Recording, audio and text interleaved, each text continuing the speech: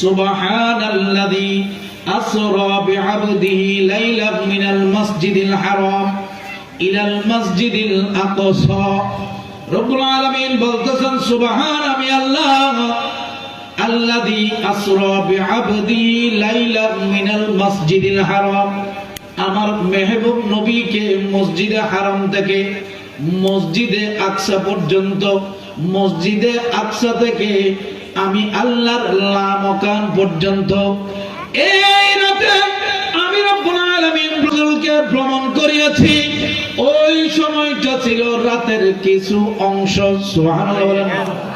মুফাসসিরিনে কেরাম বলতেছেন আমার রাসূল নুরানি জবানের বাণী, ও দুনিয়ার মানুষ, রাতের কিছু অংশ মানে বলা হচ্ছে এই সময়টা দুনিয়ার সময়কে যদি হিসাব করো, আল্লাহ যেহেতু দুনিয়ার রূহটাকে, দুনিয়ার নূরটাকে তুলে নিয়েছিল, যেমনি ভাবে বাবা আদম আলাইহিস সালাতু ওয়াস সালামের শরীর মুবারক যখন তৈরি করা হলো, ওনার শরীর মুবারকের মধ্যে রূহ প্রবেশ করানো হয়, রূহ থাকে না। একবার নয়, দুইবার নয়, তিনবার নয়, কয়েকবার চেষ্টা করার পর, হে রূহ, কি ব্যাপার, কি ব্যাপার, তুমি এই শরীরের মধ্যে থাকো না কেন?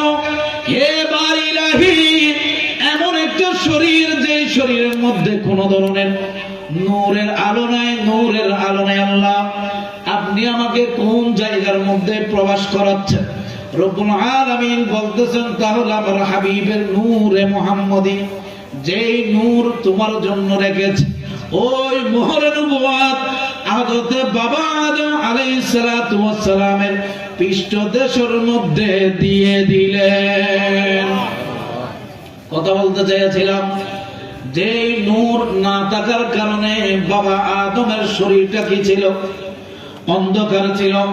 ঠিক অনুরূপ ভাবে হযরতে বাবা আদমের শরীরটাও নিস্তেজ ছিল, রূহবিহীন ছিল।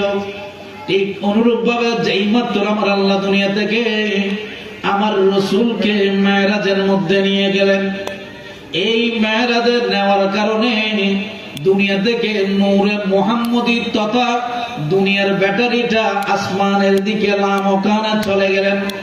ওই কারণে সমগ্র পৃথিবী স্তব্ধ হয়ে গিয়েছে। উম্মত জেনে নাও, জেনে নাও, আল্লাহ যদিও এই আয়াতের মধ্যে রাতের কিছু অংশের কথা বলেছে, কিন্তু যখন আমি রাসূলুল্লাহ সময় কাউন্ট করলাম, ওই সময়টা হলো 27 বছর। কয় বছর? সুবহানাল্লাহ বলেন না। কয় বছর বললাম? 27 বছরের সমপরিমাণ সময়। যদিও আল্লাহর দরবারে